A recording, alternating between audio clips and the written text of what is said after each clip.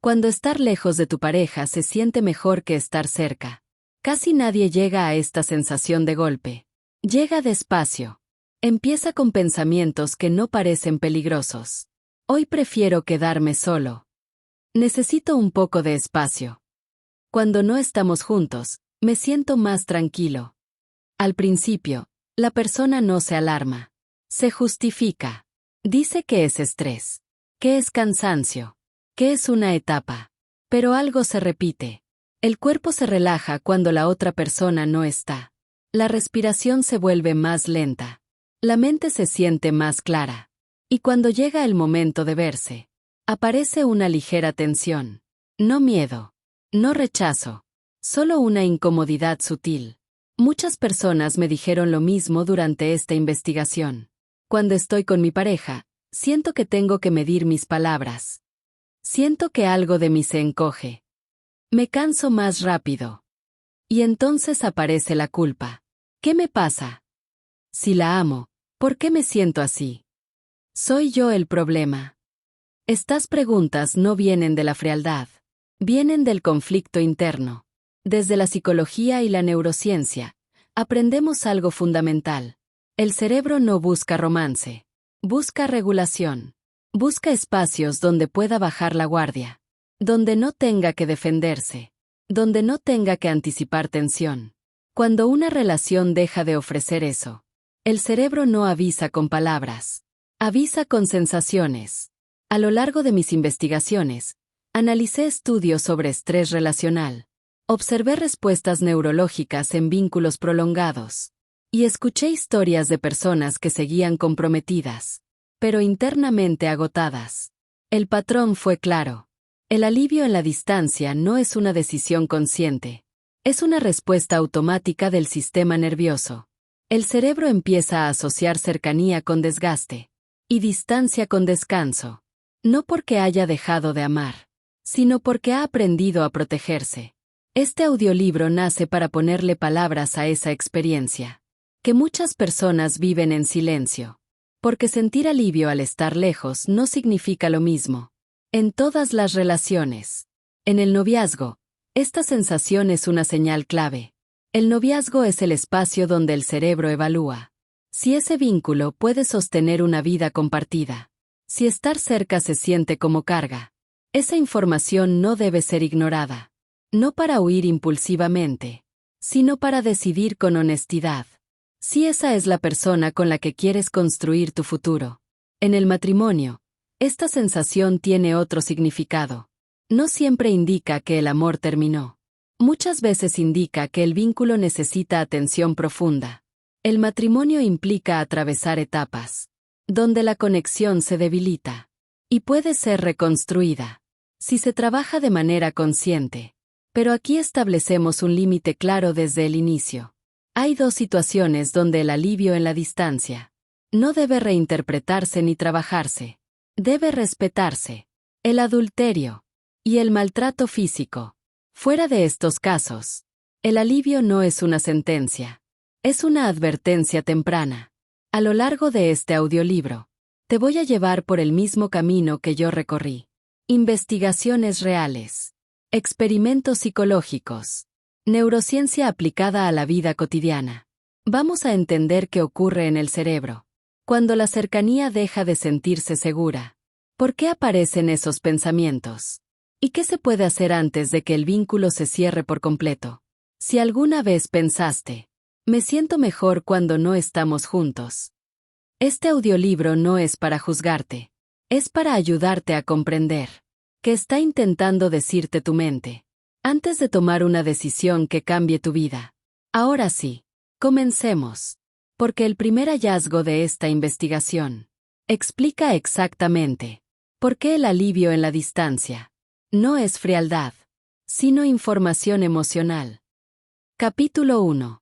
La señal que aparece antes del distanciamiento visible. Antes de que una relación se enfríe por fuera, algo cambia por dentro. No se anuncia, no se conversa, no se discute, se siente. Durante las entrevistas que realicé para esta investigación, muchas personas describieron la misma secuencia interna. No es que no quiera ver a mi pareja. Es que cuando pienso en vernos, me canso. No tristeza. No enojo. Cansancio anticipado. Desde la psicología, esta sensación tiene un nombre poco conocido fuera del ámbito clínico. Fatiga relacional temprana. No significa que la relación esté rota. Significa que el cerebro está gastando más energía de la que recupera cuando hay cercanía. Y el cerebro odia el desequilibrio energético. Para entender este proceso, revisé un experimento que se realizó en el ámbito de la neurociencia social y la regulación emocional. A un grupo de personas en relaciones estables se les pidió algo simple. Durante varias semanas, debían registrar cómo se sentían antes, durante y después de interactuar con su pareja. No se les preguntó si amaban. No se les preguntó si eran felices. Solo se midió el nivel de tensión y alivio corporal. Los resultados fueron reveladores. En las relaciones saludables, el patrón era claro. Antes de verse, había expectativa. Durante la interacción, el cuerpo se regulaba. Después, aparecía una sensación de calma. Pero en otro grupo ocurrió algo distinto. Antes de verse, el cuerpo se tensaba ligeramente. Durante la interacción, la tensión se sostenía. Y después, al separarse, aparecía el alivio. No había conflicto explícito. No había rechazo consciente. Solo un sistema nervioso que encontraba descanso en la distancia. Esto explica por qué la primera señal de distanciamiento no es la frialdad, sino el agotamiento silencioso. Muchas personas ignoran esta señal porque no encaja con la idea tradicional del amor. Creen que si no hay peleas, no hay problema. Creen que sentirse cansado es normal. Pero el cuerpo no se equivoca tan fácilmente. El cerebro evalúa constantemente una pregunta básica. ¿Este vínculo me regula o me sobrecarga? Cuando la respuesta empieza a inclinarse hacia la sobrecarga, el sistema nervioso inicia pequeños ajustes. Menos iniciativa para compartir. Menos deseo de hablar. Más necesidad de espacio. No como castigo, como protección. Aquí es importante detenernos un momento. Porque esta señal temprana no significa lo mismo en todas las relaciones. En el noviazgo, esta fatiga es un dato crucial. El noviazgo no es solo para amar. Es para observar. Si el cuerpo se siente consistentemente más liviano en la distancia, el cerebro está evaluando algo importante. No se trata de huir. Se trata de decidir con conciencia. Si ese vínculo tiene la estructura emocional para sostener una vida compartida. Ignorar esta señal en el noviazgo suele llevar a compromisos sostenidos por costumbre y no por elección. Pero en el matrimonio, la lectura es diferente. En el matrimonio, esta fatiga temprana no siempre es un final. Muchas veces es el primer aviso de que algo necesita ser ajustado. Roles mal distribuidos. Conversaciones pendientes. Emociones acumuladas. Cuando estos factores se trabajan, el cerebro puede volver a asociar cercanía con descanso. Pero aquí establecemos un límite claro, basado tanto en la psicología como en la ética. Hay dos situaciones donde esta señal no indica algo a reparar, sino algo a respetar. El adulterio y el maltrato físico. En esos casos, la fatiga no es desgaste normal, es defensa. Este capítulo no busca que te analices con dureza. Busca que empieces a escucharte con precisión. Porque antes de que una relación se rompa por fuera, el cuerpo ya lo había sentido. Y aprender a reconocer esa primera señal marca la diferencia entre decidir a tiempo o reaccionar demasiado tarde. En el siguiente capítulo vamos a profundizar en algo clave. ¿Por qué el cuerpo detecta el desgaste mucho antes de que la mente lo acepte? Y ahí, muchas experiencias personales van a empezar a cobrar sentido. Capítulo 2. Cómo el cuerpo detecta el desgaste antes que la mente. Durante esta investigación, hubo algo que se volvió evidente muy rápido. El cuerpo sabe lo que la mente tarda en aceptar. Muchas personas me dijeron frases muy similares. Yo sabía que algo no estaba bien, pero no podía explicarlo. Mi cuerpo reaccionaba antes de que yo entendiera por qué. Pensaba que estaba exagerando. Desde la neurociencia, esto tiene una explicación clara. El cuerpo no espera argumentos. Responde a patrones. Antes de que una emoción se convierta en pensamiento, el sistema nervioso ya evaluó el entorno. Tono de voz, miradas, silencios, microtensiones. Todo eso se procesa a una velocidad que la conciencia no alcanza. En uno de los estudios que más me impactó, se observó a parejas durante interacciones cotidianas. No discusiones intensas, conversaciones comunes. Mientras hablaban, se medían respuestas fisiológicas, ritmo cardíaco, conductancia de la piel, actividad muscular. Los resultados mostraron algo inquietante. En relaciones donde el vínculo estaba debilitándose, el cuerpo entraba en un estado de alerta leve. Aunque la conversación fuera neutra, la mente decía todo está bien. El cuerpo decía prepárate. Esto explica por qué algunas personas se sienten cansadas después de encuentros que no fueron conflictivos. No es el contenido, es el clima emocional. El sistema nervioso no responde solo a lo que se dice, responde a lo que se siente. Cuando una relación acumula tensiones no resueltas, el cuerpo aprende a anticiparlas. Empieza a activarse antes de la cercanía. Se contrae, se protege, y cuando la interacción termina, aparece el alivio. No porque haya distancia, sino porque la amenaza percibida desapareció.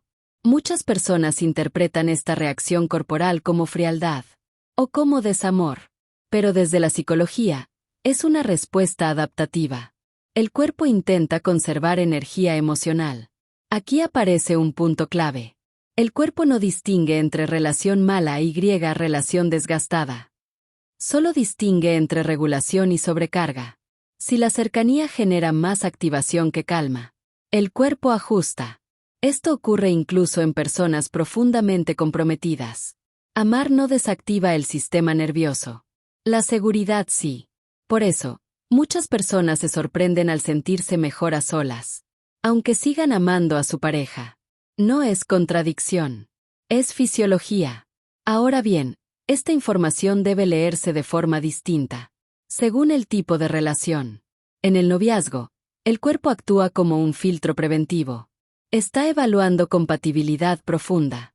Si de forma constante la cercanía genera tensión corporal, esa señal merece ser escuchada. No para huir de inmediato, sino para decidir con claridad si ese vínculo puede sostener una vida compartida.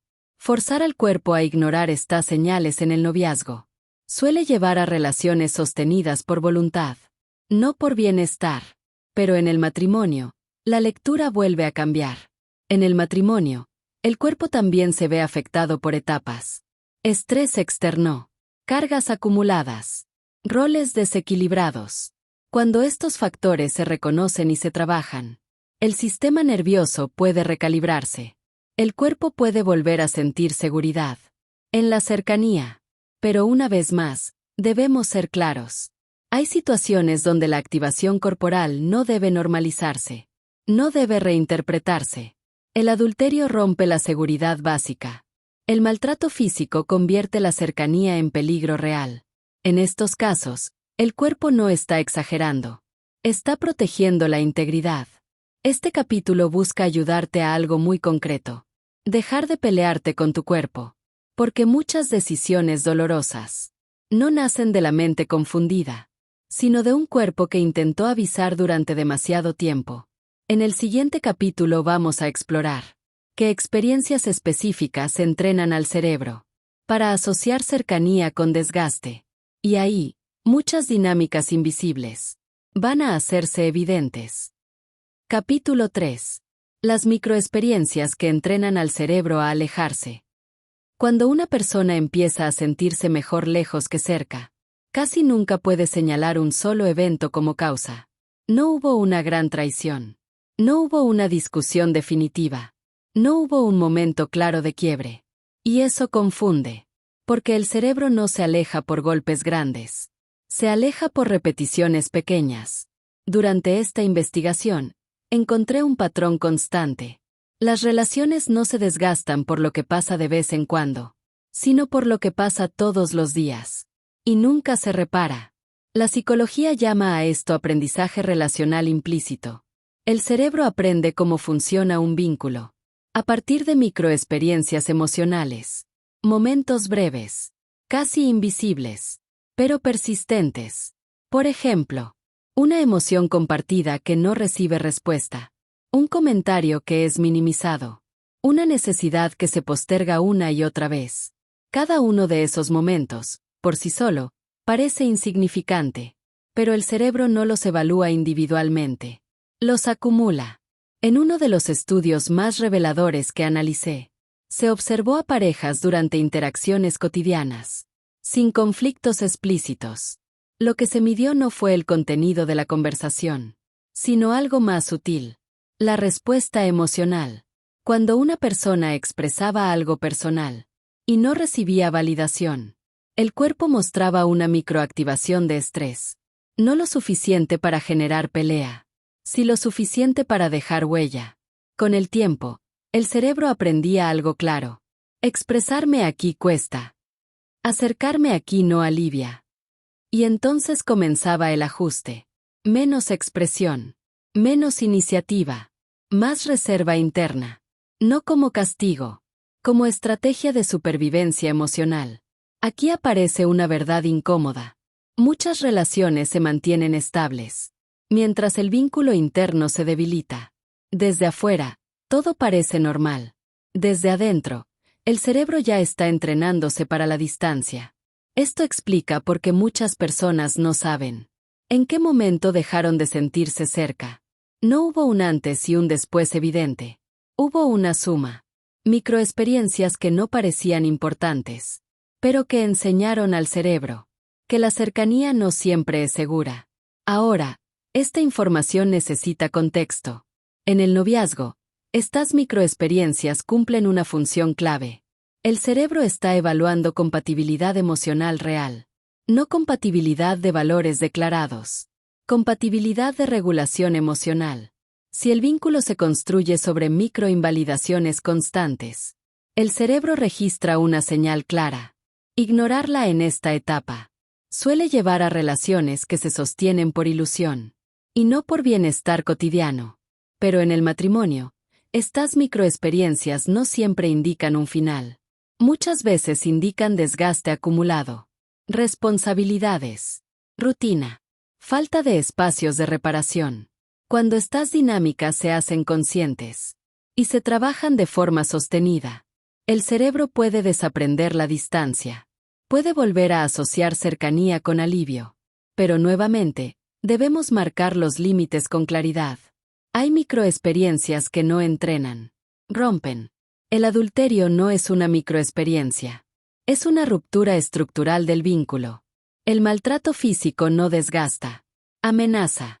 En esos casos, el cerebro no necesita reentrenamiento. Necesita protección. Este capítulo no busca que revises cada gesto con paranoia. Busca que entiendas algo esencial. El vínculo no se rompe en los grandes momentos. Se forma, o se debilita, en los pequeños.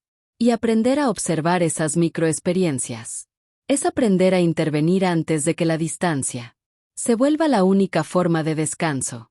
En el siguiente capítulo vamos a hablar de algo que muchas personas confunden.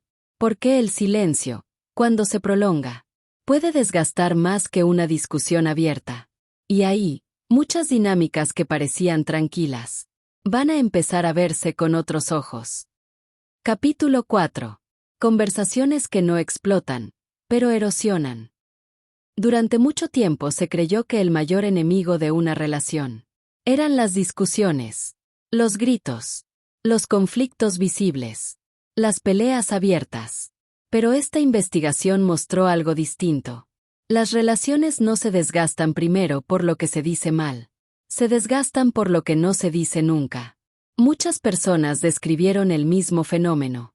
No discutimos, pero algo se siente apagado. Preferimos no tocar ciertos temas. Es mejor dejarlo pasar. A primera vista, eso parece madurez. Evitar conflictos. Mantener la paz. Pero el cerebro no interpreta el silencio como paz. Lo interpreta como ausencia de reparación. Desde la psicología relacional, sabemos que el conflicto no daña el vínculo. Lo que lo daña es el conflicto sin resolución. Y el silencio prolongado es una forma de conflicto congelado. En uno de los estudios más claros que analicé, se observó a parejas que evitaban discutir. Externamente, parecían estables. Internamente, el cuerpo contaba otra historia. Durante las interacciones, los niveles de activación fisiológica se mantenían elevados. No había explosión, pero tampoco descarga. El sistema nervioso quedaba atrapado en un estado de tensión baja, sostenida. Eso agota, porque el cuerpo necesita ciclos completos. Activación, expresión, reparación. Cuando la expresión se bloquea, la tensión se acumula, y el cerebro aprende algo silencioso. Aquí no se puede decir todo. Aquí es mejor guardarse cosas. Con el tiempo, esa reserva interna se vuelve distancia emocional. Aquí aparece una de las confusiones más comunes. Muchas personas creen que el silencio protege la relación. En realidad, protege la superficie. El vínculo profundo se va erosionando. No por falta de amor, sino por falta de espacio emocional. Las conversaciones que no explotan, no rompen de inmediato, desgastan lentamente. Y ese desgaste no siempre se nota en palabras. Se nota en el cuerpo. Menos ganas de hablar. Menos energía para compartir. Más alivio al estar solo. Ahora, esta dinámica se lee distinto, según el tipo de relación. En el noviazgo, el silencio constante es una señal importante.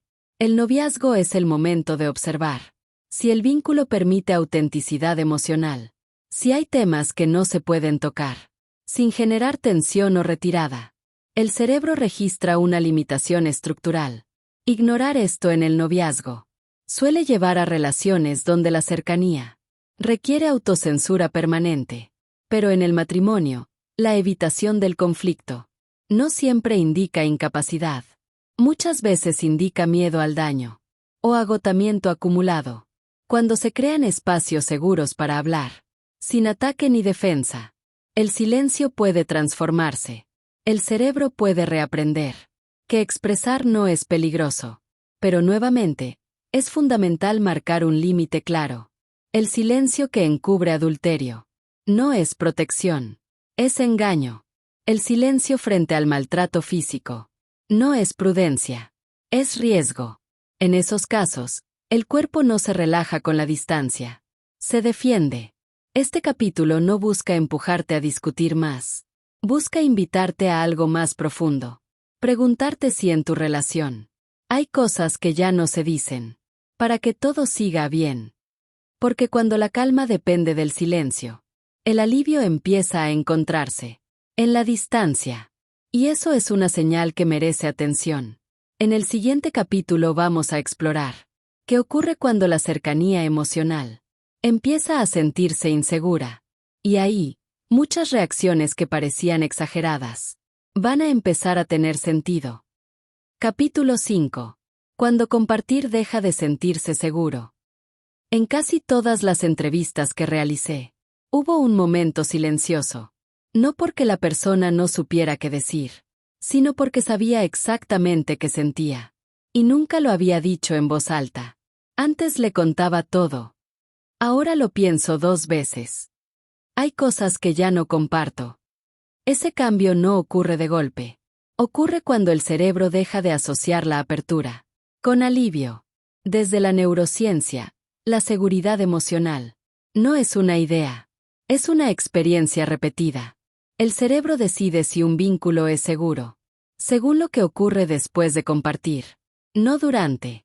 Después. Si después hay comprensión, el sistema nervioso se regula. Si después hay burla, indiferencia, minimización o uso de la información en contra, el cerebro aprende a cerrarse. Durante esta investigación, encontré un estudio especialmente revelador. Se pidió a parejas que compartieran algo vulnerable, mientras se medía la actividad cerebral. Cuando la respuesta de la pareja era empática, se activaban regiones asociadas a calma y conexión.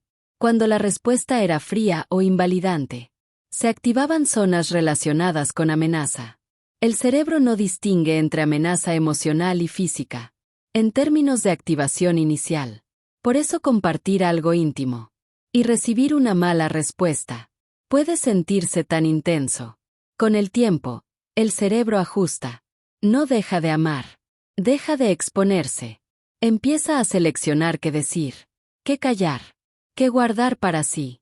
Y esa selección, aunque protege, también distancia. Aquí aparece una confusión frecuente.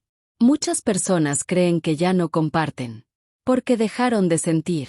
En realidad, dejaron de sentirse seguras compartiendo. El deseo de conexión sigue ahí. Lo que se perdió es la confianza en la respuesta. Ahora bien, este proceso debe leerse con madurez. En el noviazgo, la seguridad emocional es un criterio central, no un detalle. Si compartir genera cierre constante, el vínculo está mostrando su límite. El noviazgo es el espacio para decidir conscientemente si esta forma de relación es la que se quiere sostener para toda la vida. Forzar apertura donde no hay seguridad suele generar desgaste profundo. Pero en el matrimonio, esta dinámica puede transformarse. La inseguridad emocional muchas veces nace de heridas acumuladas, no de intención de daño. Cuando se restablecen acuerdos de cuidado, cuando se aprende a responder sin atacar ni minimizar, el cerebro puede reaprender. Puede volver a asociar compartir con alivio. Pero una vez más, hay excepciones claras, que no deben confundirse. Si la inseguridad nace del adulterio, no es una percepción, es una ruptura de confianza. Si nace del maltrato físico, no es sensibilidad, es peligro. En esos contextos, el cuerpo no está cerrándose por miedo irracional, está protegiendo la vida. Este capítulo busca ayudarte a identificar algo esencial. No preguntarte solo si aún quieres compartir, sino si el vínculo aún sabe cuidar lo que se comparte. Porque una relación no se enfría cuando se acaba el amor. Se enfría cuando compartir deja de sentirse seguro. En el siguiente capítulo vamos a explorar porque muchas personas confunden distancia emocional con falta de compromiso. Y ahí, muchas culpas innecesarias van a empezar a disolverse. Capítulo 6. La distancia no siempre es desamor. Una de las conclusiones más repetidas en esta investigación fue también una de las más liberadoras. La distancia emocional no siempre significa que el amor se terminó. Muchas personas viven con culpa por necesitar espacio. Se dicen a sí mismas frases como: si de verdad amara, no necesitaría alejarme. Algo debe estar mal conmigo. Antes no era así. Pero desde la psicología, la distancia es muchas veces una estrategia de regulación. El sistema nervioso se aleja cuando la cercanía se vuelve costosa. No porque no quiera conexión, sino porque necesita recuperar equilibrio. En uno de los estudios que analicé, se observó cómo las personas buscaban espontáneamente momentos de soledad después de interacciones emocionalmente exigentes.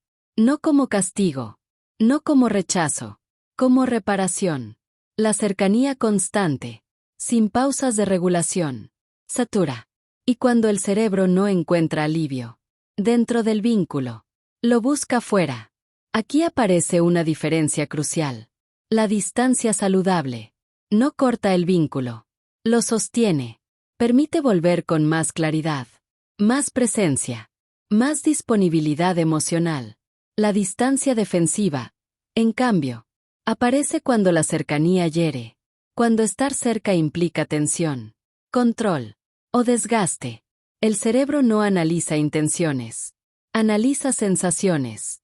Si la cercanía activa estrés, la distancia se siente como descanso, y eso suele generar confusión. Muchas personas interpretan esta necesidad de espacio como falta de compromiso. Pero el compromiso no se mide por la cantidad de cercanía, sino por la capacidad de cuidarla. Ahora, este punto es especialmente importante, según el tipo de relación.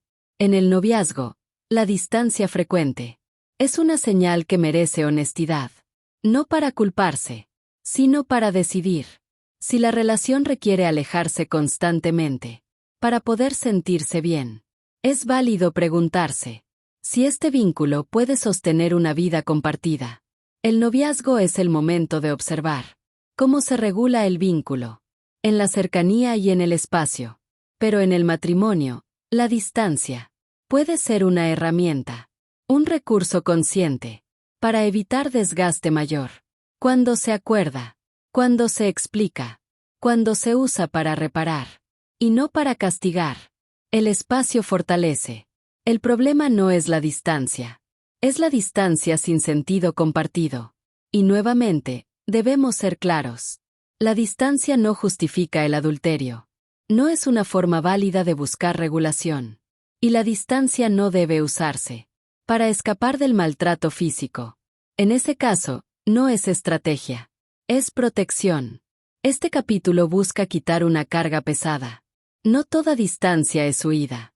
No todo espacio es abandono. A veces, alejarse un poco es la única forma que encuentra el cuerpo para poder volver sin romperse.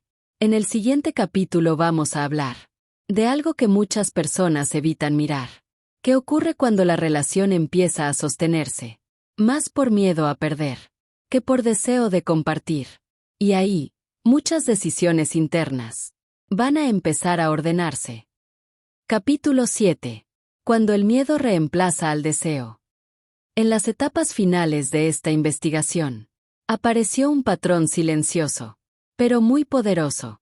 Muchas relaciones no se sostienen por amor activo, sino por miedo. Miedo a estar solo, miedo a equivocarse, miedo a perder lo construido. Ese miedo no siempre se siente como miedo. A veces se siente como compromiso, o como lealtad, o como responsabilidad. Pero el cuerpo sabe distinguir. El deseo expande, el miedo contrae. Desde la neurociencia, estas dos fuerzas activan sistemas distintos. El deseo se vincula a curiosidad, energía y acercamiento. El miedo se vincula a vigilancia, control y rigidez. Cuando una relación empieza a sostenerse, principalmente por miedo, la cercanía cambia de textura. Se vuelve pesada, tensa, más obligación que elección. En uno de los estudios más contundentes que analicé, se observó cómo las personas tomaban decisiones relacionales bajo estados de amenaza percibida. Cuando el miedo estaba activo, la permanencia no se asociaba a bienestar, sino a evitar pérdida.